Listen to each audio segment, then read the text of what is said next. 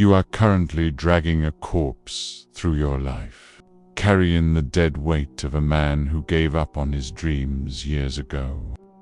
And you are wondering why you are exhausted, why you are failing, and why you feel so heavy every single morning. That corpse is you, the current version of you, and he is the single greatest obstacle standing between you and the empire you want to build.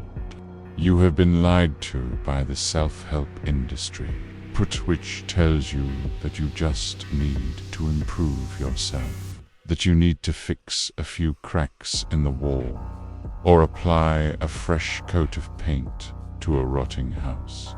But you are wrong, because you cannot build a skyscraper on a foundation of sand, and you cannot birth a king while the peasant is still breathing.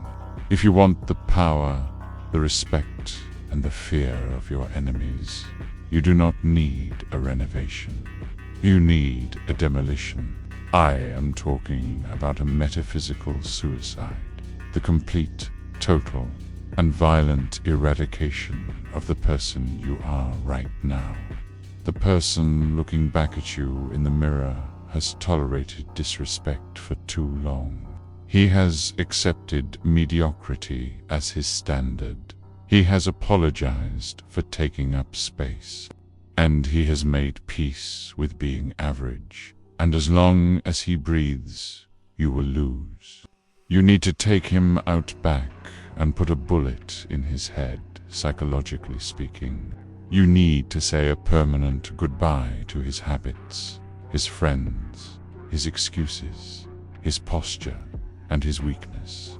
You must be willing to burn the entire field of your life until nothing but ash remains, because it is only in the nutrientrich ash of your destruction that something new, something dangerous, and something unstoppable can finally grow. This is not about becoming a better version of yourself. This is about becoming a stranger to your past. It is about severing the timeline so completely that when you look at old photos of yourself, you don't even recognize the eyes staring back at you. The old you is comfortable. He is safe and he is familiar, but he is also your jailer, keeping you locked in a prison of your own making. To be free, you must be the executioner of your own weakness. You must look at your reflection and realize that one of you has to die for the other to live by. And the choice you make today will determine if you die a forgotten ghost or live as a legend. Why do we need to destroy him with such violence? Let's perform a brutal autopsy on the old you and look at the ugly, visceral truth that you have been avoiding. The old you is harmless, and in this world, harmless men are eaten alive by predators who smell fear like blood in the water. The old you is addicted to external validation, constantly checking his phone to see if anyone likes him, constantly shape-shifting his personality to fit in with people who don't even respect him, and constantly seeking permission to exist. The old you is terrified of conflict, so he agrees when he should disagree. He smiles when he feels rage, and he stays silent when he should speak the truth, effectively becoming a doormat for the world to wipe its feet on. This is why they left you. This is why they mocked you. And this is why they overlooked you for the promotion or the relationship, not because you were a bad person, but because you were a weak one. They looked at you and they saw prey. They saw someone they could use, abuse, and discard without any consequence, because they knew you would never fight back. And the worst most painful part of this autopsy is the realization that you let them do it. You taught them how to treat you. Every time you forgave someone who wasn't sorry. Every time you texted back instantly after being ignored for days. And every time you lowered your standards to keep people in your life, you were screaming to the world, I have no value. That pathetic need to be liked is the cancer that is killing your potential. And it has metastasized into every area of your life. It makes you hesitant in business. It makes you submissive in relationships. And it makes you invisible in social hierarchies. The old you is a nice guy, but he is not a good man. He is a coward disguised as a saint. He avoids reality because reality hurts. But you cannot hide anymore. We are cutting this cancer out today. We are looking at this weak, fragile, pathetic version of yourself with disgust, not pity. You need to hate the weakness enough to destroy it. You need to feel the shame of who you have been so deeply that it forces you to change. The process of rebirth is not beautiful. It is not a montage with happy music. It is disgusting, lonely, isolating, and painful. A caterpillar does not just grow wings and fly.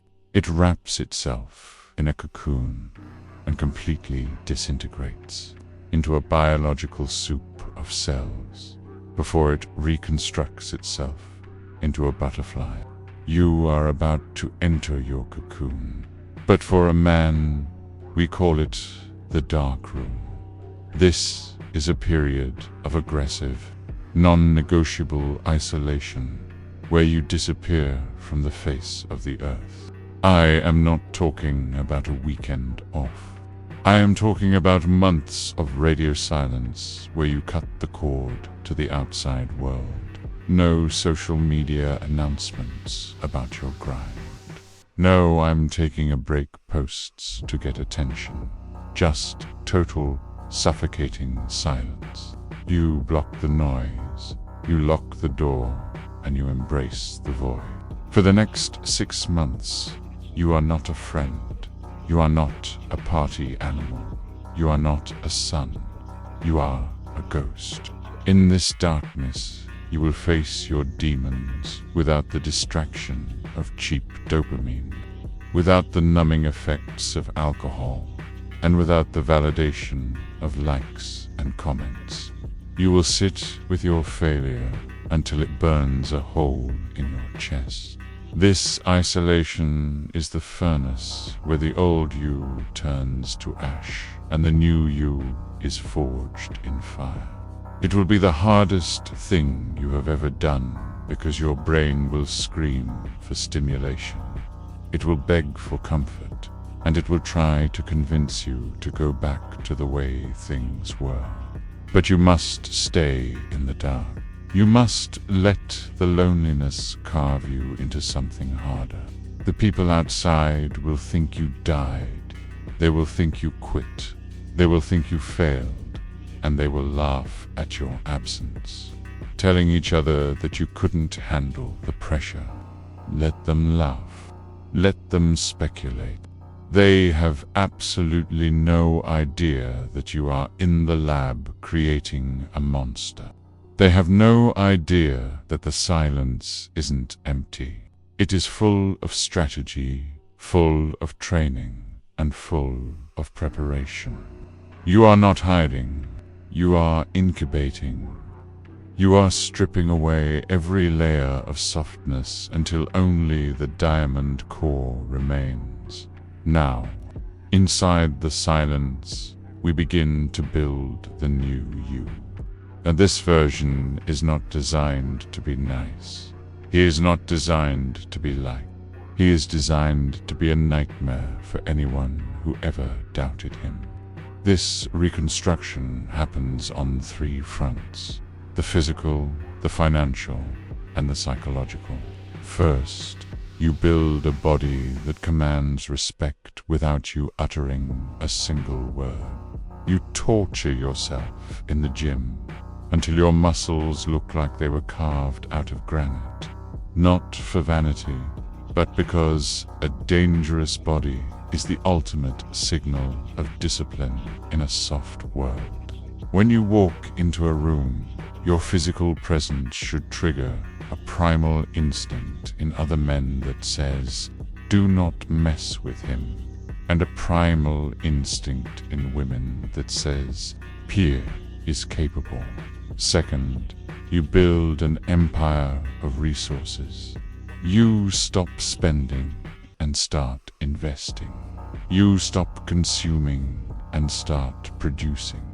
And you become obsessed with acquiring the skills that make you undeniable. Money is not just currency. It is ammunition in the war for your freedom. And you need enough ammunition to never have to say yes to something you hate ever again. Third, and most importantly, you build a mind that is impervious to manipulation. You kill the need for validation. You become stoic, cold, and calculated. You learn to control your emotions so perfectly that your face becomes a mask that reveals nothing. The new you does not react. He responds. He does not beg. He takes. He does not chase. Peer track. B. You are building a fortress where the walls are too high for their insults to climb, and the gates are locked to anyone who does not bring value. This version of you is not just improved. He is evolved. He is a different species entirely. He operates on logic, not emotion. He is driven by purpose, not pleasure. He is the man the old you was too afraid to become. Finally, the day comes when the doors of the dark room open and you step back into the light. But the world you return to is not ready for what you have become. This is the moment of the nightmare. You re-enter the social hierarchy, but you do not enter at the bottom where you left. You enter at the top. Imagine the scene. You walk into a room where they are the ones who doubted you, the ones who left you, the ones who laughed. They look up, expecting to see the same weak, insecure boy they remember. But instead, they see a king. They see the physical transformation, the sharp jawline, the broad shoulders, the tailored suit that screams success. But more than that, they feel the shift in energy. They look into your eyes and they see nothing.